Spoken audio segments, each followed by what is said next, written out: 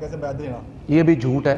حضرت حسن رضی اللہ تعالیٰ عنہ نے راضی ہو کر حضرت معاویہ کی بیعت کی ہے۔ وہ پائی لفظ کولو پائی ہوندے نے، جڑے لفظ کولو پاندے نے وہ دا جواب دینا ہے کہ نہیں۔ سوال کیا گیا ہے کہ موجودہ حالات یہودیوں اور مسلمانوں کی لڑائی دیکھ کر لوگ کہتے ہیں کہ امام مہدی کے آنے کے حالات جو ہیں وہ بڑی ساری ان کی بناوٹی باتیں ہیں۔ ان بناوٹی باتوں میں سے ایک بات ہے کہ سیدہ عائشہ نے حضرت حسن کو اپنے گھر میں حجرہ عائشہ میں دفن نہیں ہونا دی۔ نظر بار بار لگنے کی علامات ہیں، بخار جھوٹا چڑھنا، ہاتھ پاؤں سے آنکھوں سے سیک نکلنا، بدن کا ٹوٹنا، قرآن کو نہیں ماننا، سنت کو نہیں ماننا، اور جن چیزوں کو یہ مذہب مانتے ہیں ان کو روایت کرنے والا آنکھوں دیکھا کوئی ایک راوی، واقعہ کربلا کا کسی شیعہ کے پاس کوئی راوی نہیں ہے۔ آج کی نشست کا پہلا سوال ہے رکوع کے بعد ہاتھ باندھنا نماز میں۔ تو رکوع کے بعد ہاتھ باندھنے کی دلیل قرآن اور حدیث کے اندر موجود نہیں ہے، یہ علماء کا استدلال ہے، اور استدلال جو ہے اس پر سختی نہیں ہوتی۔ جو لوگ سعودیہ کویت میں جاتے ہیں ان سے متاثر ہو کر ہاتھ باندھنا شروع کر دیتے ہیں، دلیل اس کی کوئی بھی نہیں ہے جی، کوئی دلیل نہیں یہ پکڑنے۔ اللہ کے نبی کوئی عبادت بھی کیا ہاتھ بندے بغیر نہیں، یہ ان کا اپنا فہم ہے کہ رسول اللہ صلی اللہ علیہ وسلم کا کوئی قیام بھی ہاتھ باندھے بغیر نہیں تھا، ایسے لفظ حدیث کے اندر موجود نہیں ہے۔ صحیح ہے جی، عبادت میں دلیل چاہیے، تو دلیل نہیں ہے۔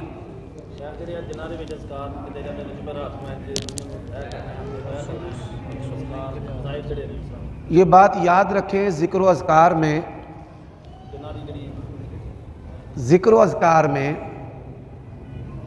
جو لوگوں نے ہفتے اتوار، سوموار، منگلوار، بدھوار کے مخصوص اذکار بنا رکھے ہیں، ما انزل اللہ بہا من سلطان، اس کی کوئی دلیل قرآن اور حدیث میں موجود نہیں ہے، اور اس کا التزام جو ہے یہ بدعت ہے، یہ بات یاد رکھیں۔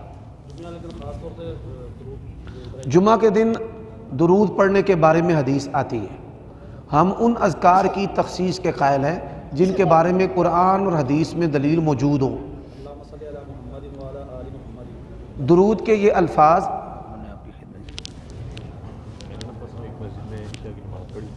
مولانا صاحب نا بھول سے 3 رکعتوں میں تشہد میں بیٹھ گئے، میں کھڑا ہوا، پھر میں بیٹھ گیا، میرے ساتھ سب قریب بیٹھ گئے، اسلام پھیر دیا، بعد میں لوگوں نے کہا کہ 3 رکعتیں پڑھی، انہوں نے دوبارہ جماعت کروائی۔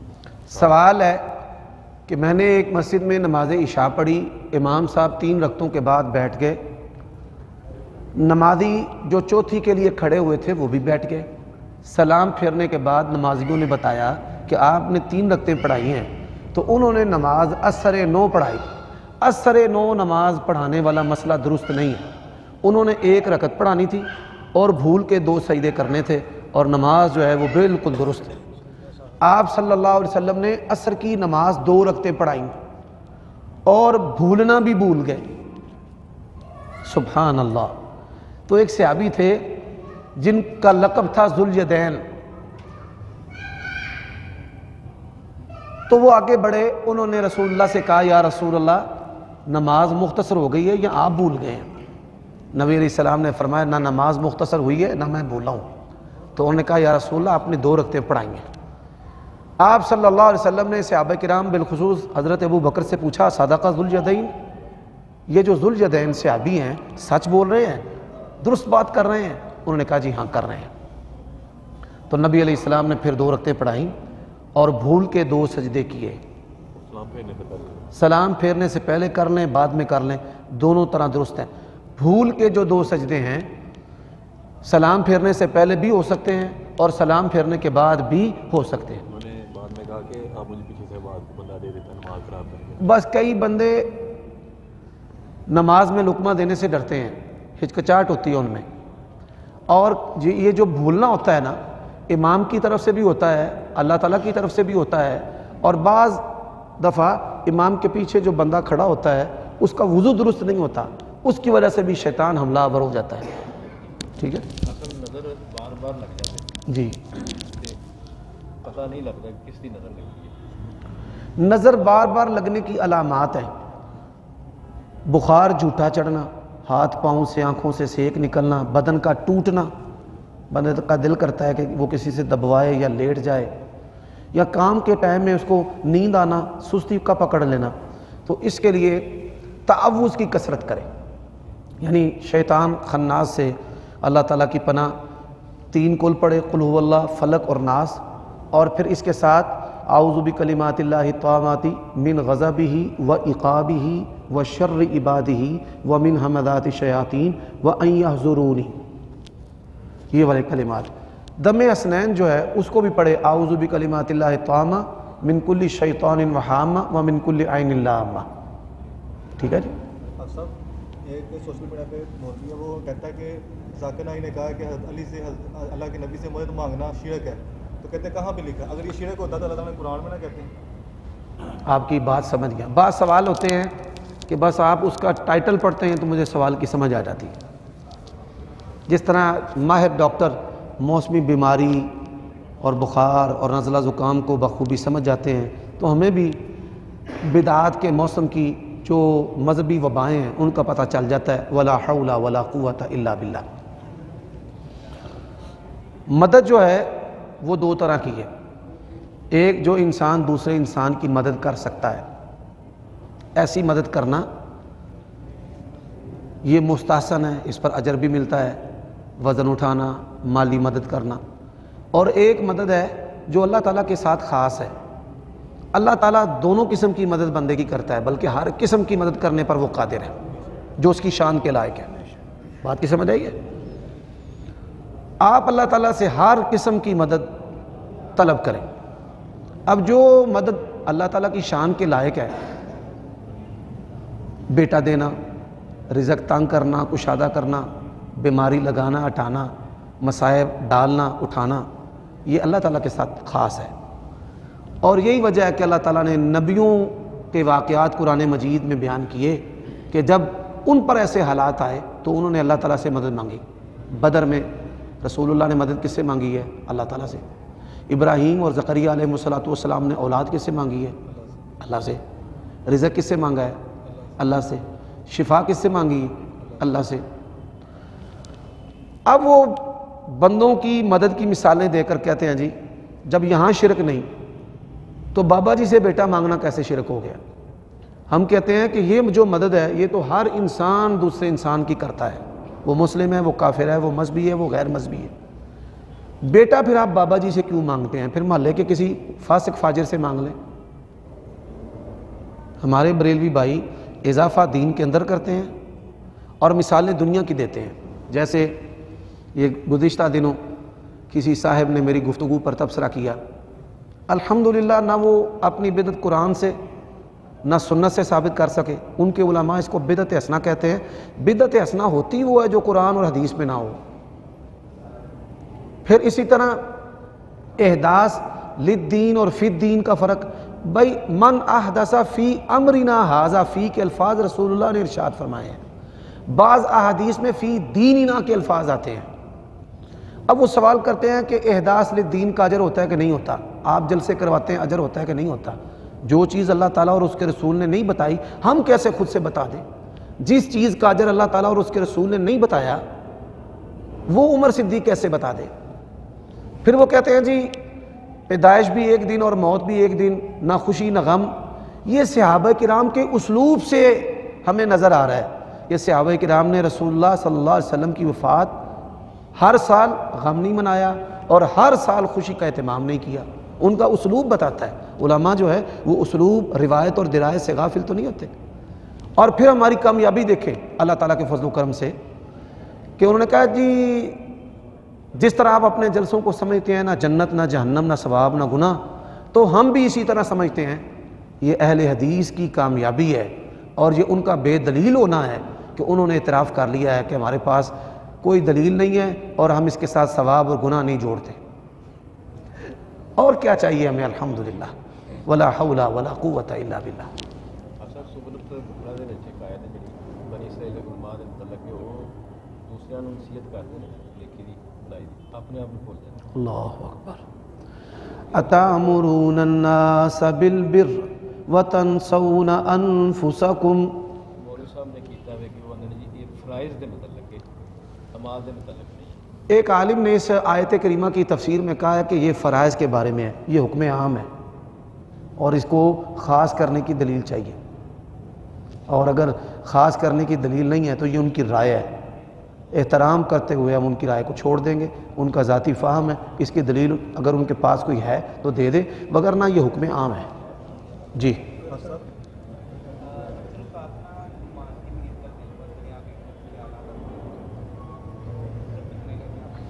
سوال ہے کہ نماز کی نیت کرتے ہوئے دنیاوی خیالات آتے ہیں، نیت سے مراد جو ہے وہ دل کا ارادہ ہے، زبانی نیت مراد نہیں ہے، اور جو خیالات کا آنا ہے اس کے لیے آپ تعوذ پڑھا کریں، اعوذ بکلمات اللہ التامات من شر ما خلق، یا اعوذ باللہ من الشیطان الرجیم من حمزہ ونفخہ ونفثہ۔ جی سجدے دے وچ ایک دعا ہے، مطلب سبحان اللہ و بحمدہ عدد خلقہ و رضا نفسہ و زنات عرشہ۔ چھڑ چھڑیا کرو جان او بزرگو، سبحان اللہ، بس اللہ ہے، اس سجدے جی انسان پڑھ سکتا ہے دعا؟ سبحان اللہ تعالیٰ کی جو تعریف ہے اس کے کلمات ہے سبحان اللہ و بحمدہ عدد خلقہ زینت عرشہ رضا نفسہ مداد کلماتہ، یہ سجدہ میں بھی تلاوت کر سکتا ہے، ایک فرض نماز یا نفل؟ فرض ہو نفل ہو دونوں میں کر سکتا ہے، مسنون نہیں ہے، جائز ہے۔ جواز کی دلیل کیا ہے؟ رسول اللہ نے سجدے کے اندر دعائیں کرنے کا حکم دیا ہے، ٹھیک ہے ہاں جی۔ بھائی صلو کما رأیتمونی اصلی والے پیارے نبی نے کہا ہے نا کہ سجدے میں دعائیں کرو، تو تمام جو تسبیحات ہیں وہ دعاؤں کے اندر شامل ہیں۔ وقال ربکم ادعونی، یہ جو دعا ہے اس کے اندر اللہ تعالیٰ کی تعریف، دعا کا معنی ہے پکارنا، تو پکار کے اندر اللہ تعالیٰ کی پکار کے اندر تمام کلمات آتے ہیں اللہ کی تسبیحات کے۔ شیخ صاحب ٹھیک ہے، لو یہ دلیل کی مطلب کہ دلیل سناؤ نا انہوں نے کہ نبی علیہ السلام نے سجدے چ دعاواں کرن دا حکم دیتا ہے، کنہاں نے حکم دیتا ہے؟ گل ختم۔ جی اب ایک بار لائف سوال ہے کہ ظہر کی مغرب کی جو سنت نوافل ہیں وہ بغیر کسی عذر کے چھوڑ دیں نہ پڑھیں تو گناہ تو نہیں ہوگا؟ نوافل چھوڑنا نہ نبی علیہ السلام سے ثابت ہے نہ صحابہ سے ثابت ہے۔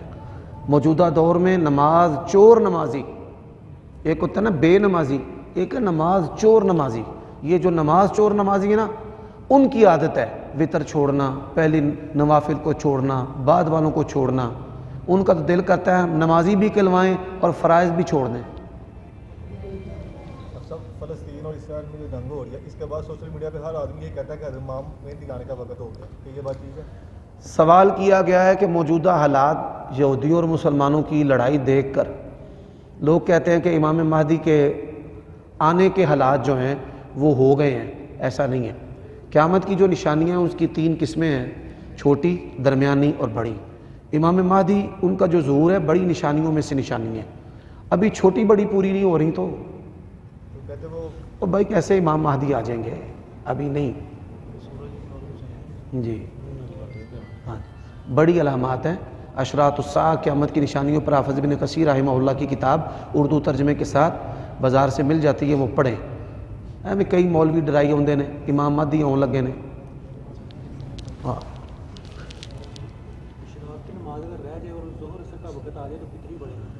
اشراق اگر نہیں پڑھی تو صلاۃ النہار پڑھے، 10 رکھتے 12 رکھتے پڑھے۔ نبی علیہ السلام کی یہ سنت بھی متروک ہے، علماء کے نصیبے میں بھی نہیں ہے۔ زوال سے پہلے پہلے اتنا وقت ہو کہ یہ نماز 10-12 رکعت کی وہ پڑھ سکے۔ جی پڑھ سکتا ہے۔ جی جی بھائی کا سوال ہے کہ آج کل نا موبائل میں نمازیں شروع ہونے کے بعد بتا دیتی ہیں کہ 12:05 پہ ظہر ہے، 3:05 پہ عصر ہے، تو کیا اسی وقت نماز پڑھ سکتے ہیں؟ مسلمان جو بندہ ہے وہ اپنے موبائل کے اندر اپلیکیشن کر لیتا ہے جو نمازوں کے ریمائنڈر دیتے ہیں، تو ان ریمائنڈرز پر اس کو انحصار نہیں کرنا چاہیے۔ بات کی سمجھ آئیے؟ مومن آدمی اس کے جسم کے اندر ریمائنڈر ہوتا ہے۔ اب دیکھیں بچپن سے سردی گرمی فجر میں اٹھتے ہیں نا تو جسم کے اٹھنے کی عادت ہے، ولا حول ولا قوت الا باللہ، کبھی دقت پریشانی نہیں ہوئی۔ ادھر کبھی 3 بجے اٹھتے ہیں اور کبھی 5:30-6 بجے اٹھتے ہیں، تو سردی گرمی کے مطابق جسم کی عادت پڑ جاتی ہے، جب نماز کا وقت ہوتا ہے اللہ کے فضل و کرم سے جاگ آ جاتی ہے۔ اور غفلت جو ہے وہ تو انسان کے سرشت کا حصہ ہے. اذان ضروری ہے؟ اذان سن کے نماز پڑھیں گے اور ٹائم ہو جائے گا؟ ٹائم ہو جائے تو نماز پڑھ لیں, ٹائم ہو جائے تو نماز پڑھ سکتا ہے. جی صاحب ایک عالم ہے وہ کہتا ہے کہ حضرت عائشہ نے حضرت حسن کو روضہ رسول میں دفن ہونے کیوں نہیں دیا؟ اہل تشیع جو ہیں بڑی ساری ان کی بناوٹی باتیں ہیں. ان بناوٹی باتوں میں سے ایک بات ہے کہ سیدہ عائشہ نے حضرت حسن کو اپنے گھر میں حجرہ عائشہ میں دفن نہیں ہونا دیا. تو یہ جھوٹ کے سوا کچھ بھی نہیں. یہ بالکل اسی طرح جھوٹ ہے جس طرح حضرت حسن کے بارے میں یہ مشہور ہے کہ ان کے جنازے پر تیر برسائے گئے. میں اہل تشیع سے آج کی مجلس کے ذریعہ ایک سوال کرنا چاہتا ہوں. دنیا کا کوئی شیعہ واقع کربلا یا جن چیزوں پر ان کے مذہب کا انحصار ہے, کوئی ایک آنکھوں سے دیکھنے والا معتبر راوی مجھے دکھا دیں, ہم اس شیعہ کے برابر سونا تول کر دینے کے لیے تیار ہیں. قرآن کو نہیں ماننا, سنت کو نہیں ماننا, اور جن چیزوں کو یہ مذہب مانتے ہیں ان کو روایت کرنے والا آنکھوں دیکھا کوئی ایک راوی. واقع کربلا کا کسی شیعہ کے پاس کوئی راوی نہیں ہے, اور پورا مذہب واقع کربلا پر ہے. کوئی بندہ کہنا, کسی شیعہ سے پوچھیں کہ واقعہ کربلا کس نے بیان کیا, نام لو, کوئی راوی نہیں ہے. حضرت حسن کے جنازے پر کس نے تیر چلائے, نام لو, کس نے دیکھا, دیکھنے والا کوئی نہیں. میں نے ایک جگہ پر بیان کیا کہ گواہی اسلام میں دیکھنے سے ہے, لیکن اہل تشیع کے نزدیک گواہی بن دیکھے بھی ہو جاتی ہے. ایک شیعہ کھڑا ہو گیا, کہتا ہے جی دیکھو آپ مولوی بندے ہیں, سچی بات کرنی چاہیے آپ کو, انصاف کی. آپ نے اتنی بڑی بات ہمارے بارے میں کہہ دی کہ بن دیکھے شیعہ میں گواہی چل جاتی ہے. میں نے کہا قتل بڑا ہے یا حضرت حسین کی شان؟ زنا, چوری, یہ تو جرائم ہے. اہل بیت کی تو کائنات میں مثال نہیں. تو ان کے بارے میں جو چیزیں آپ نے مذہب بنائی ہوئی ہیں, کوئی بندہ دیکھنے والا راوی ہے تمہارے پاس, بغیر دیکھے ہی اس کو دین کا حصہ بنایا ہوا ہے, پٹ پٹ کے اپنا برا حال کر لینے لگے نے. اچھا جی کنے ویکھے ہے, پتہ ہی کوئی نہیں. آواز آؤندی ہے, کتھوں آؤندی ہے, پتہ ہی کوئی نہیں. خطیب آواز آؤندی ہے, اس آواز نے 1300 سال تو امت دی آواز گم کر دیتی. آندا بھائی تینوں جدوں دا دکان تے بایا ہے نا, ادوں دی دکان بہ گئی. دوسرا سوال کرتا ہے امیر معاویہ حضرت حسن کو زہر دے کر حکومت یزید کی حکومت دلانا اور صحابہ سے دھکے سے بیعت دینا, یہ بھی جھوٹ ہے. حضرت حسن رضی اللہ تعالیٰ انہوں نے راضی ہو کر حضرت معاویہ کی بیعت کی ہے. وہ ساتھ حوالے دیتے ہیں کہ دھکے سے بیعت لوائی. وہ پائی لفظ کولو پائی آتے ہیں, جڑے لفظ کولو پاندے نے وہ دا جواب دینا ہے کہ نہیں دینا. یہ مذہب, یہ دین ہے, اس میں بلا دلیل باتیں نہیں چلتی. کہتے ہیں حضرت حسن کو زہر بھی دیا امیر معاویہ نے. یہ بھی جھوٹ ہے. مینوں ایک بندہ آندا ہے حضرت موسیٰ علیہ السلام دی دادی دا کی نا ہے. سبحان. میں کہ تیرے والد دی دادی دا کی نا ہے؟ آندا پتہ نہیں. تو میں ادو کمیٹی کر لگا سا, بھائی پرچیاں بنانا سا کہ میں پرچیاں کٹنیاں نے, مینوں ناماں دا پتہ ہے. یہ جو بندے باتیں کرتے ہیں, یہ زہر دی شیشی لے کے کول کھلوتا سی کہ لو جناب حضرت معاویہ صاحب اے لو زہر تے جا کے حضرت حسن نوں دے آؤ. ایک اور سی کہتے ہیں یزید کی حکومت لانی سی. او یار ہر شے انہوں نے خط پائی جاتے. ایک بندہ مرزا دا شیبہ کیا جی ہاتھ بننا نہیں ہوئے تھے. ایک بات ذہن میں رکھیں, 40 سال حضرت معاویہ نے حکومت کی ہے. کتنے سال؟ 40 سال. کسی شیعہ کو کہے حضرت معاویہ کی حکومت کا کوئی فالٹ لے کر آؤ, لے آؤ لب کے. 1-2 سال نہیں کیتی, کتنے سال؟ 40 سال. ان کو جاؤ 40 تو 39 معاف, صرف ایک لیب و سکم. اتنی دنیا میں بہترین حکومت کی ہے. کسی شیعہ کو پوچھو تمہارے علاوہ حضرت معاویہ کے دشمن کون ہیں, پوچھیں ان سے. ان کے علاوہ حضرت معاویہ کے دشمن یہودی ہیں دنیا میں. اور روایت ہے مسلم کہ یہ معاویہ تمہارے بچہ کا بیٹا ہمیں حرام کھانے کا اور قتل کر کے حکم دیا. اچھا آپ بتا دیں کیا جواب ہے. میں تو جواب دوں گا نا. سب سے پہلی بات ہے کہ صحابہ کے بعد آنے والے کسی بندے کا جو تبصرہ بلا دلیل ہے نا, اس کا اسلام کے اندر اس کی کوئی حیثیت نہیں. وہ جو بندہ یہ بات کہہ رہا ہے وہ ایک تو صحابی نہیں ہے, پہلی بات. پھر دوسری بات اس کے دعوے کہ اس کے پاس کوئی دلیل نہیں ہے. بلا دلیل جو بات ہے وہ تو میرے باپ کے بارے میں قبول نہیں ہوگی تو حضرت معاویہ کے بارے کیسے قبول ہو سکتی ہے؟ بات کرنے والا صحابی نہیں، اور بات کرنے والے کی بات کیسے ہے؟ بلا دلیل ہے۔ یہ اس روایت کا جواب ہے۔ لوگوں نے تو رسول اللہ صلی اللہ علیہ وسلم کو کیا کہا تھا؟ وہ حضرت معاویہ کے بارے میں کہتا نا حرام مال خان، تو ذوال خویسرہ نے رسول اللہ کو کیا کہا تھا؟ اے دل یا محمد، غلطی ختم ہو گئی۔ فرمایا من یعدل الا ما عدل، اگر میں عدل کرنے والا نہیں تو دنیا میں کون عدل کرنے والا ہے؟ سبحانک اللہم ربنا۔ آج اتنا ہی کافی ہے۔